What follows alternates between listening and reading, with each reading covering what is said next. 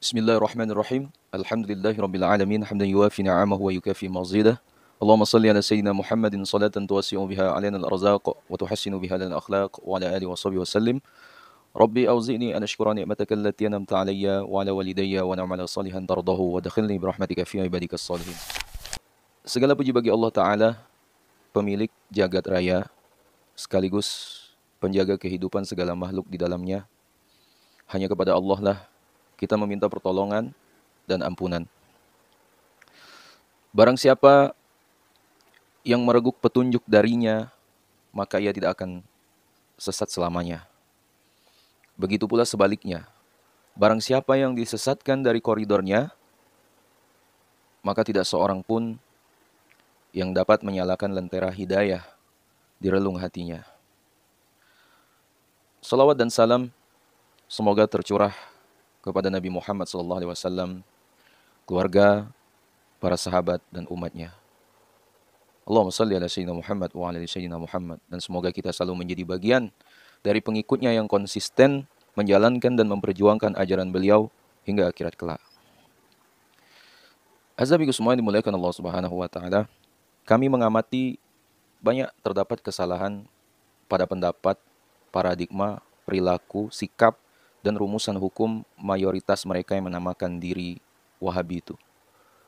Kelima unsur yang kami sebutkan pada video sebelumnya, silakan kalian cek di playlist video kami, harus menjadi catatan bagi mereka yang ingin melihat aliran ini secara objektif. Di waktu yang sama, mereka juga membangun sebuah pemikiran yang saling bertolak belakang. Pemikiran kontradiktif ini tercermin dalam tiga hal. Pertama, bahwa semua negara di dunia ini membenci Islam. Mereka semua selalu menyatakan perang untuk menghabisi Islam. Upaya ini direalisasikan melalui tiga sayap aliran perusak, yaitu yang pertama Zionisme, kaum misionaris, dan kaum sekuler. Ada banyak konspirasi hitam yang ditunjukkan kepada kaum muslimin yang kadang dilakukan secara sembunyi-sembunyi, tapi banyak pula yang secara terbuka. Banyak invasi yang dilakukan pihak asing untuk melumat kita, kaum muslimin. Sehingga kita merasa bosan dan jenuh, terkadang menghadang mereka, karena kita sendiri tidak mempunyai kekuatan yang seimbang. Yang kedua, mewajibkan perlawanan terhadap asing, hingga kita benar-benar bisa membalas dendam atas penderitaan yang dialami negara-negara Islam di berbagai tempat. Wujud pertentangan itu diimplementasikan dalam dua bentuk. Yang pertama, membunuh orang-orang kafir yang terlaknat, dan yang kedua, membunuh orang-orang murtad dan fasik.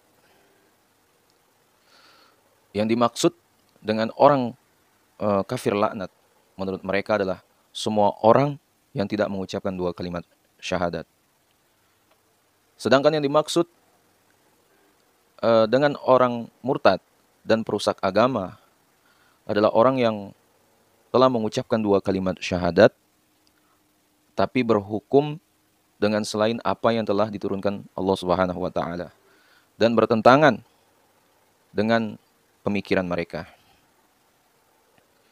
Azabiku semua, dari sederetan kasus yang kita amati, terdapat banyak sekali pemalsuan, penipuan, dan pembodohan. Namun mereka dapat menarik banyak pengikut dari kalangan muda. Ya. Ketiga, pemikiran mereka di atas dimaksudkan sebagai pola pikir yang sekedar mudah diterapkan. Artinya, pemikiran yang menurut mereka tidak mengikat, ya, dan tidak bisa diterapkan melalui sebuah organisasi atau yayasan yang mapan. Ya, mereka membuat definisi-definisi sederhana dalam pemahaman agama dan gerakan, ya, sehingga mudah diaplikasikan. Orang yang mendengarnya akan mudah menerima. Kemudian mereka bisa mengerjakannya sesuai kemampuan, ya, tanpa perlu perintah, komando, ya, bahkan pemimpin. Azabiku semua, Sulit untuk tidak mengatakan bahwa pemikiran semacam ini dapat menimbulkan kekacauan dalam skala besar. Doktrin mereka menjadi beban yang sangat berat bagi kemajuan kaum muslimin, baik dalam soal reformasi dakwah dan agama maupun perkembangan lain yang dibutuhkan dunia Islam. Fanatisme yang mereka kembangkan mudah menjadi embrio bagi meruyaknya pemikiran Wahabi. Ya.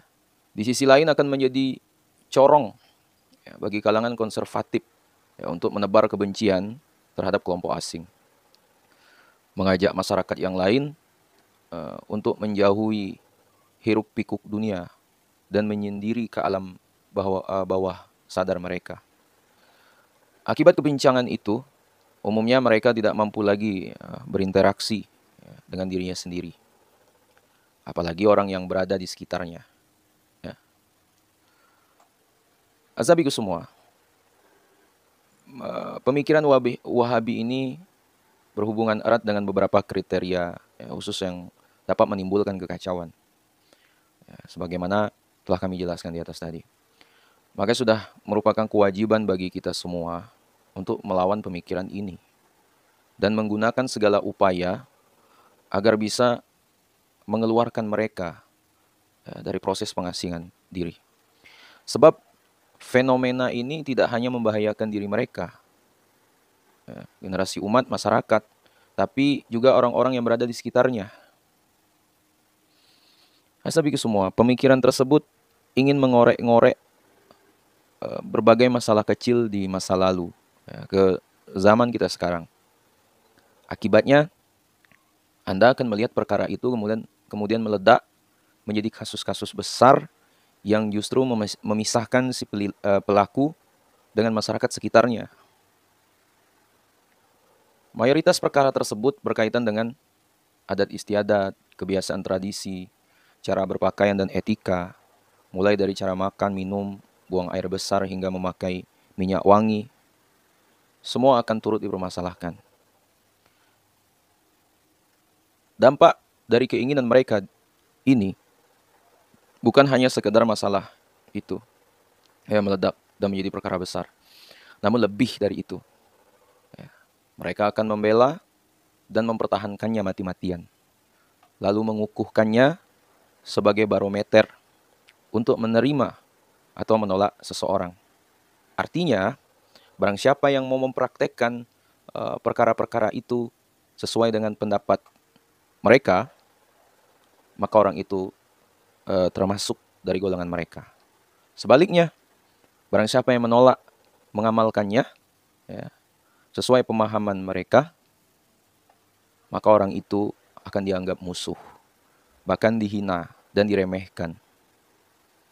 Mereka juga tidak segan-segan hidup dalam dunia asumsi mereka, sehingga semakin mendorong mereka mengasingkan diri dari orang sekitarnya. Tapi semua itu akan mengubah jati dirinya sebagai manusia dari yang seharusnya bersosialisasi dengan masyarakat menjadi manusia yang memandang wajib melakukan hal yang dilarang.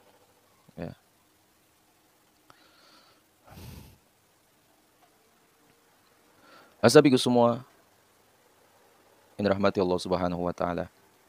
Ia juga menganggap kehidupan di dunia tak ada lagi artinya, karena ia berani menentang arus aliran-aliran yang lain.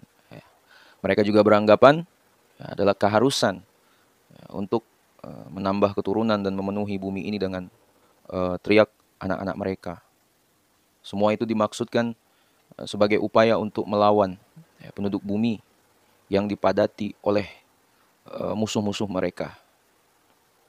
Hasabiku semua, sekarang mereka merasa sendirian, karena dari segi jumlah memang sedikit, kan tetapi mereka optimis bakal mampu menyingkirkan keburukan yang berserakan di sekitar mereka. Oleh karena itu, mereka berusaha untuk mencapai target tersebut dengan cara menarik keturunan doktrin pemikiran ini begitu membius para pengikutnya, sehingga akan melahirkan ledakan penduduk. Namun tertinggal taraf hidupnya. Azabiku semua yang dimuliakan Allah Subhanahu wa taala. Di antara karakter pemahaman ini adalah penarikan diri, ya, terkhususnya dari masyarakat. Ya, mereka menilai kehidupan manusia dewasa ini telah melenceng dari jalur yang benar. Ya. Maka wajib bagi kita untuk menyucikan diri dari semua itu. Penyucian diri itu dilakukan dengan menjauhi unsur-unsur kehidupan itu, seperti seni, sastra, ya, bahkan partisipasi sosial, sampai mereka menemukan pola kehidupan yang sesuai dengan pemahaman mereka. Ya. Untuk itu, mereka menganggap keluar dari proses kehidupan ini jauh lebih baik dan mulia. Sekalipun sebetulnya ya, tak mampu melakukannya secara utuh. Azabiku semua, oleh karena itu, kita jumpai pengikut pemahaman ini sering kontradiktif dalam menyikapi sesuatu. Bahkan kontradiksi itu kadang amat keras. Ya. Di saat tertentu, ia akan melakukan suatu hal. Namun di lain kesempatan, ia akan melarang orang lain melakukannya. Semua itu tidak lepas dari sikap mempertuhankan hawa nafsu, hingga menyalahi nalar ilmiah seseorang. Ya. Bahkan menggilas nalar rasionalitas yang telah dikenal sebagai pilar kehidupan di sebuah masyarakat.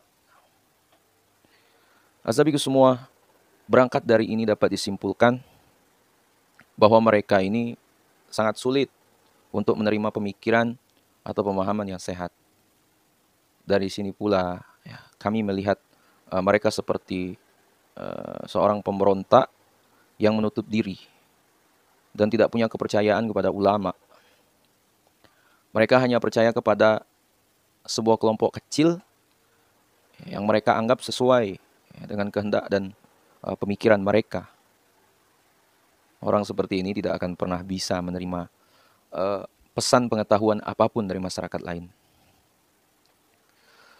Azabiku semua yang dimuliakan Allah Subhanahu wa taala. Karakter lain yang menjadikan mereka berbeda ya, dengan kelompok lain adalah nalar black conspiration, ya, konspirasi hitam. Ya. Mereka selalu dihinggapi anggapan adanya konspirasi hitam ya, terhadap mereka dari masyarakat sekitar. Ya. Mereka terhasut bahwa masyarakat sekitar berusaha menyingkirkan mereka dari muka bumi ini. Dan itu membuat mereka berapi-api untuk menjadi musuh bagi orang-orang di sekitar mereka. Ya. Adapun ciri pemikiran mereka yang lain adalah menonjolkan kesombongan dan ujub. Ya. Implikasinya mereka meremehkan berbagai pendapat yang bertentangan dengan mereka. Sesuatu yang zonni, belum pasti, bisa berubah menjadi sesuatu yang qat'i atau pasti ya, dalam pandangan mereka. Sesuatu yang masih dalam pengamatan ya, menurut mereka bisa saja menjadi suatu ketentuan pokok yang tidak terbantahkan ya, sehingga membuat skala prioritas menjadi berantakan. Perkara yang sifatnya sekunder mereka dahulukan daripada perkara yang sifatnya primer. Kepentingan pribadi didahulukan daripada kepentingan umum. Sesuatu yang masih dalam proses wacana ya, didahulukan daripada sesuatu yang sudah nyata. Semua ini tentu sangat berimplikasi negatif ya, terhadap sebuah masyarakat yang majemuk. Azabiku semua, karakter mereka lainnya adalah senantiasa menentang segala bentuk pembaharuan atau tajdid di dalam agama. Ya, dengan alasan bahwa setiap yang baru itu adalah bid'ah. Dan setiap bid'ah itu sesat. Dan setiap kesesatan itu pasti masuk neraka. Dalam membahas suatu permasalahan, ya, mereka enggan untuk menganalisa ya, kandungan inti permasalahan tersebut. Walhasil, mereka hanya mengamati kulit luarnya saja. Ya, mereka sulit melepaskan hawa nafsu ketika berinteraksi dengan nas-nas Al-Quran maupun sunnah. Mereka juga mempersempit ruang gerak kaum muslimin ya, dengan memperluas daerah haram. Mereka keluar dari aturan yang selama ini berlaku di tengah masyarakat ya, dengan memuliakan para ulama. Beralih kepada aturan yang asing dan aneh. Hasabiku semua, dalam ilmu fikih, mereka mengamalkan apa yang menjadi hasil ijtihad sendiri. Sedangkan dalam akidah, mereka bertaklid kepada para pemimpin mereka. Mereka muliakan ya, orang yang sebetulnya belum layak dianggap sebagai ulama. Di waktu yang sama, mereka justru mendiskreditkan para ulama yang bertentangan dengan mereka. Orang-orang itu lancang mengeluarkan lebih dari 100 fatwa yang yang memfasikkan dan mengkafirkan orang banyak. Bahkan mereka juga memprovokasi orang lain untuk memarginalkan dan memerangi orang-orang yang mereka cap sebagai fasik dan kafir. Azabiku semua, nah ya, sekarang ya, seharusnya saatnya kita yang paham itu dituntut untuk melawan pemikiran atau pemahaman ini demi menyelamatkan masyarakat kita. Ya, caranya adalah dengan kembali kepada manhaj, metode ajaran ulama-ulama kita terdahulu yang selama berabad-abad dalam menegakkan paham Ahlus Sunnah wal Jamaah di negeri ini. Ya, aliran Ahlus Sunnah wal Jamaah ini bila dibandingkan dengan aliran maupun mazhab yang lain dalam konteks akidah, maka posisinya jauh lebih moderat. Ya, sebab pengikutnya mengakui semua sahabat Nabi Muhammad SAW.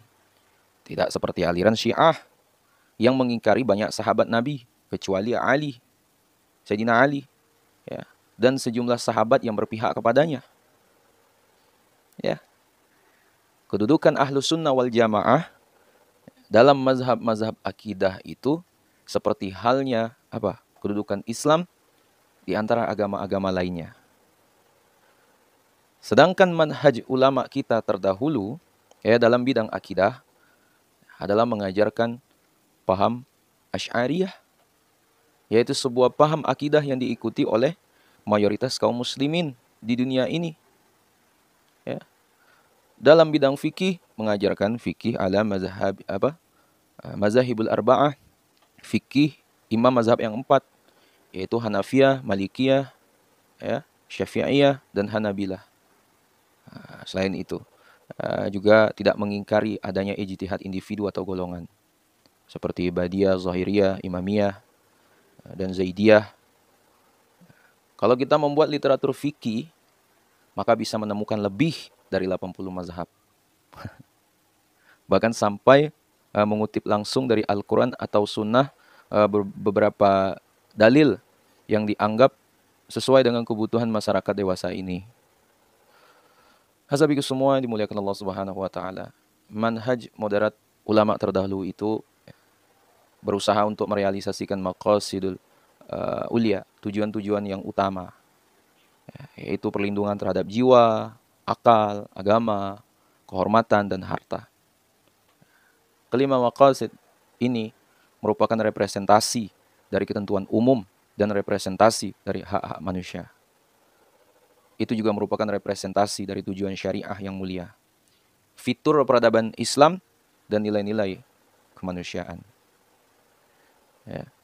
Sedangkan dalam bidang akhlak dan budi pekerti, ulama-ulama kita terdahulu mengajarkan beberapa aliran dalam tasawuf yang memberikan pendidikan kepada kita, kepada manusia, untuk senantiasa membersihkan dirinya dari berbagai penyakit hati, seperti sombong, keras kepala, dan lainnya.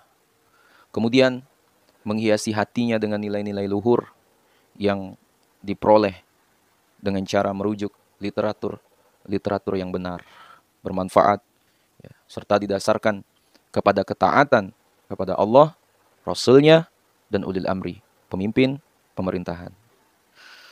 Nah, sahabatku semua yang dimuliakan Allah Subhanahu wa taala. Nah, jadi itu yang dapat saya sampaikan. Ya, sekiranya video ini bermanfaat, jangan lupa share kepada orang-orang kita cintai dan juga jangan lupa share ke akun media sosial kalian yang lainnya agar jauh lebih bermanfaat lagi. Wallahu a'lam. Assalamualaikum warahmatullahi wabarakatuh.